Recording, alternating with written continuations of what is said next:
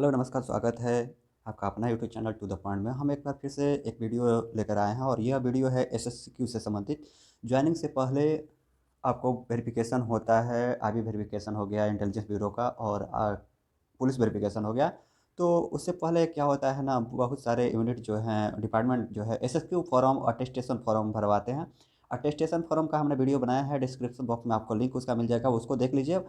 Form fill करने का सही वे क्या है, सही तरीके से कैसे फॉर्म फिल किया जाता है, उसको आप उस वीडियो में देख सकते हैं। ठीक है, डिस्क्रिप्शन बॉक्स में लिंक है। अगर आपको वीडियो अच्छी लग रही है तो आप वीडियो को लाइक कीजिएगा, शेयर कीजिएगा, चैनल को सब्सक्राइब जरूर कीजिएगा। ठीक है, यहाँ पर हम बात करते हैं कि एसएसक्यू के बारे में।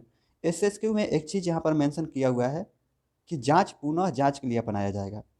ये आपका एक दो फॉर्मेट नहीं मांगता है, करीब 5 सेट 7 सेट मांग लेते हैं। और यह 5-7 सेट का करते क्या है, तो हम आपको बता देते हैं। जैसे कि फर्स्ट टाइम में आपका ज्वाइनिंग से पहले इसका वेरिफिकेशन होगा, आईबी की टीम जाएगी। अगर बाद में अगर कहीं आप गलत फॉल्ट पाए जाते हैं तो री वेरिफिकेशन होता है। री वेरिफिकेशन के लिए ही आपको 3-4-5 सेट ये लोग मांग कर रखते हैं, ताकि फिर से वेरिफिकेशन, जब री वेरिफिकेशन हो तो ये लोग उसको लेकर री वेरिफिकेशन कर पाए कि जो आपने सूचना दिया है उसी के आधार पर। ठीक है, क्योंकि बहुत सारे अड़ोस-पड़ोस के होते हैं ना, कि अगर आप कहीं भी अगर पड़ोस से झगड़ा करते हैं तो वो क्या करते हैं कि सबसे पहले आपकी जो नौकरी होती है उस पर फ़ोकस करते हैं। नौकरी पर फ़ोकस करते हैं और ब आपका वेरिफ़िकेशन कराने के लिए फिर से वो डिमांड करते हैं, जिसके थ्रू आपको ये जो फ़ॉर्मेट है इसी के थ्रू फिर से आईबी की टीम वेरिफ़िकेशन करती है। अब हम यहाँ पर चलिए पूरा चीज़ देख लेते हैं कि कैसे होता है, फ़िल किया जाता है इस फ़ॉर्म को। तो यहाँ पर आपको दे रखा है पासपोर्ट साइज़ का फ़ोटो। ठीक है, यहाँ पर आपको पासपोर्ट साइज़ का फ़ोटो पहले लगा देना है। अब एक चीज़ और, यहाँ पर पासपोर्ट साइज़ का फ़ोटो लगा के फ़ोटो पर साइन करना है या नहीं करना है? तो नहीं करना है, ठीक है? क्योंकि यहाँ पर दिया हुआ नहीं है कि आपको फ़ोटो पर साइन नहीं करना है। दूसरा चीज़ है, यहाँ अब हम देख लेते हैं कि जो यहाँ नाम आपको भर देना है आपका। नियुक्ति का पद जो भी है, जैसे वर्क असिस्टेंट हो गया, या फिर आपका एमटीएस हो गया, या फिर यूडीसी हो गया, जो भी हो, ठीक है? वो आपको यहाँ पर फ़िल कर देना है। अब ऑफ़िस, ऑफ़िस क्या फ़िल करना है, जैसे डिपार्टमेंट या यूनिट का नाम फ़िल करना है। जैसे ऑफ़िस हो गया, मान के चलिए बीआरसी, बीआरसी मुंबई, ये लिख देना है।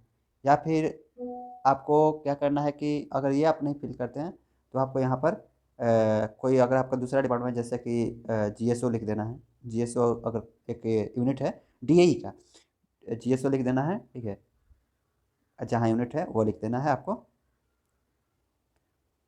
ऐसे यहाँ पर लिख देना है। अब उसके नीचे हम चलते हैं कि यहाँ तक तो चीज़ें हो गई। अब उसके नीचे क्या है कि यहाँ पर आपको दिख पा रहा है कि नाम, नाम में यहाँ पर क्या करना है कि शुरू का नाम तो आप मंगल लिखेंगे, या आपका जो नाम होगा। मैं ज़रूरी नहीं कि मेरा ही नाम लिखेंगे, कि आपका जो नाम होगा वो लिखेंगे।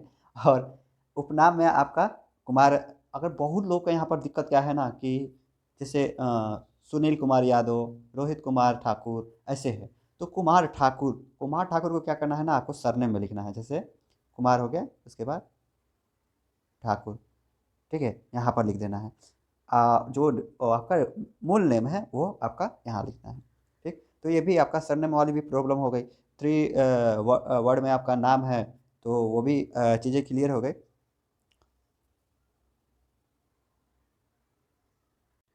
अब चलते हैं पता पर। ठीक है,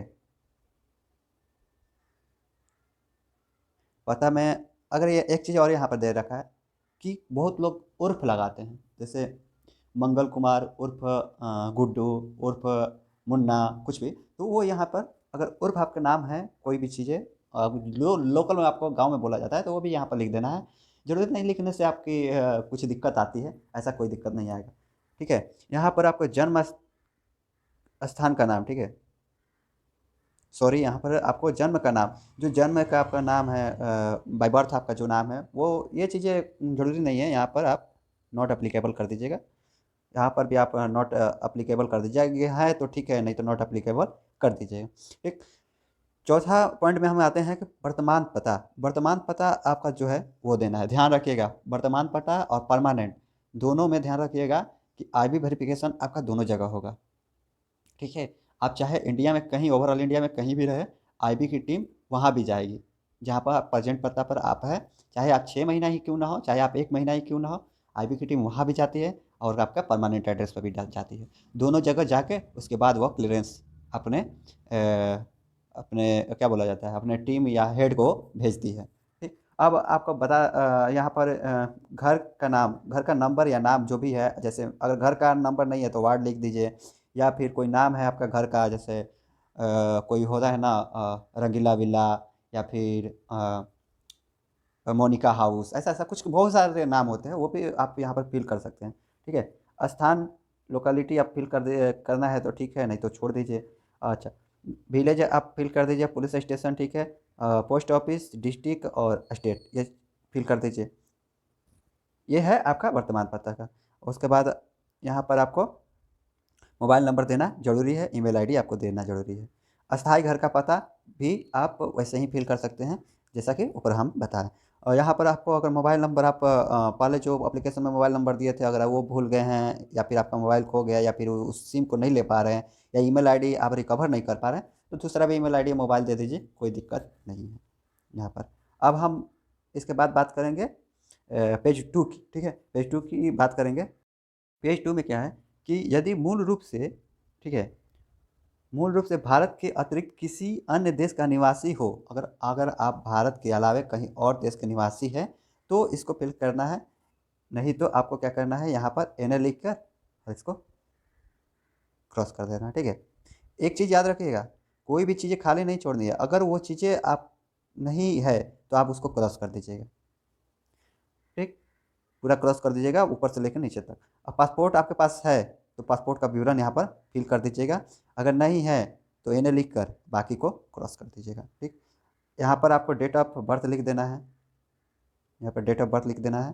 ठीक है, जैसा स्क्रीन पर दिख रहा है वैसे ही लिख देना है जो भी, और स्थान आपको लिख देना है, डिस्ट्रिक्ट, स्टेट, काउंट्री, नेशनलिटी। ठीक है, ये चीज़ें लिख देनी है। अब उसके बाद आते हैं कि निकट संबंधियों के विवरण। निकट संबंधियों के विवरण में अपने तो पहले फादर, मदर, अगर आपका शादी हो गया है तो फिर आप हस्बैंड वाइफ जो भी है आप उसका दे सकते हैं। कोई अगर चीज़ें आपका नहीं है, ठीक है, तो आप नॉट अप्लीकेबल करके और पूरा ये कर सकते हैं।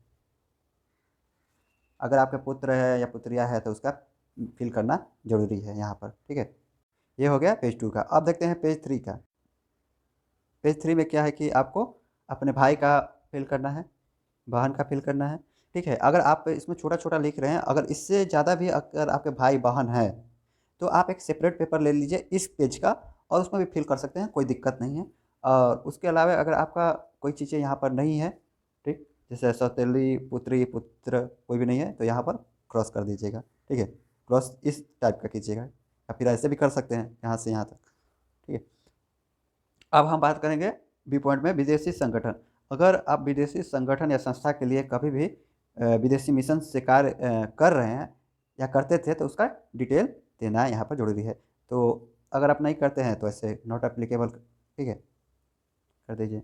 अब यही बात करते हैं कि आप कोई संबंधी बच्चे सहित विदेशों में रह रहा है। अगर आपके कोई संबंधी, यहाँ पर ध्यान देने योग्य बात है, कोई संबंधी जैसे आपके हो गए सिस्टर के हस्बैंड हो गए, अगर वो विदेश में रह रहे हैं तो उनका डिटेल भरना ज़रूरी है। अगर आपके घर में कोई विदेश में रह रहा है तो उसका डिटेल यहाँ भरना ज़रूरी है। ठीक है, अगर आपके मामा या कोई भी मामा हो गए, जीजा जी हो गए, या फिर आपकी भाभी हो गई, ये इन चीज़, या फिर आपके जो साला भी हैं, अगर साला भी आपके हैं अगर विदेश में रह रहे हैं तो उनका यहाँ पर भरना ज़रूरी है। ये चीज़ें याद रखिएगा।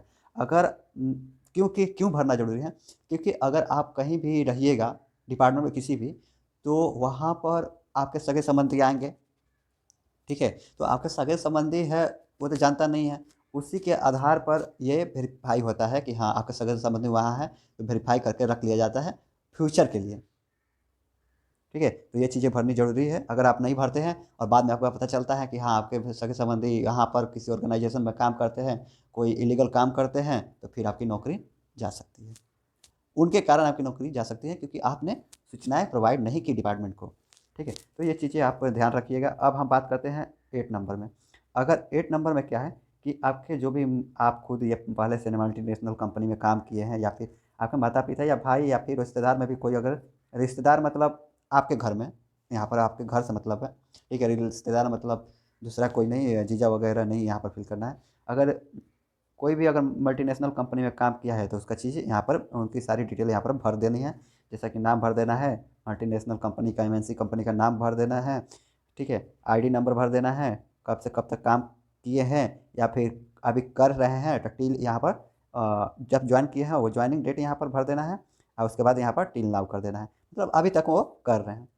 अगर अभी तक कर रहे हैं तो कोई और इन्फॉर्मेशन है तो उनके बारे में दे देना है, ठीक है। अगर नहीं है तो फिर भैया ऐसे कर देना है, नॉट एप्लीकेबल ऐसे।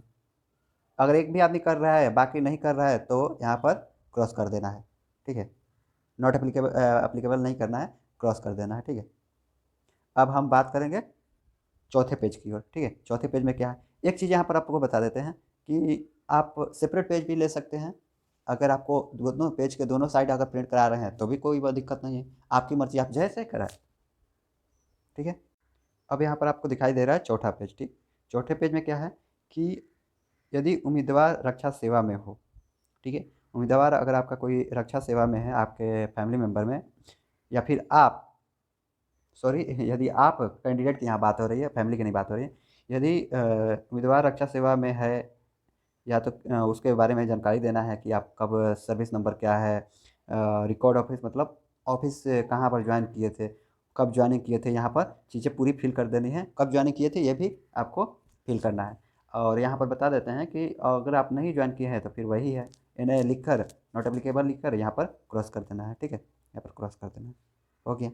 अब 9 पॉइंट में क्या है कि आप किसी पार्टी या राजनीतिक पार्टी या संगठन सदस्य करता रह चुके हैं। बहुत लोग क्या करते हैं ना कि किसी भी पार्टी का कार्यकर्ता बन जाते हैं, ठीक है, मेंबरशिप ले लेते हैं और उसके प्रचार प्रसार करते हैं।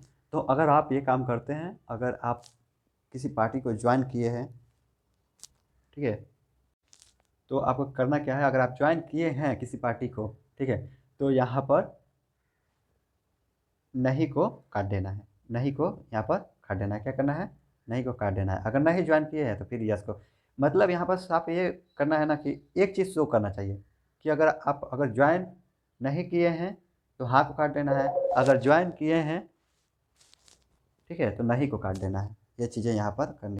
अगर आपको कॉलम 7 में जो कि मम्मी पापा फैमिली में से कोई भी ज्वाइन किया है तो उसके बारे में यहाँ पर बोला है कि यस या नो में आंसर देना है। तो अगर वैसा ही जैसा कि आपको बताया वैसा ही कर देना है, ठीक। अब हम बात करते हैं कि इसमें जो है वो राजनीतिक पार्टी से संबंधित अगर आपका कोई भी घरेलू है पर्सन तो उसका इसमें पूरा डिटेल देना है।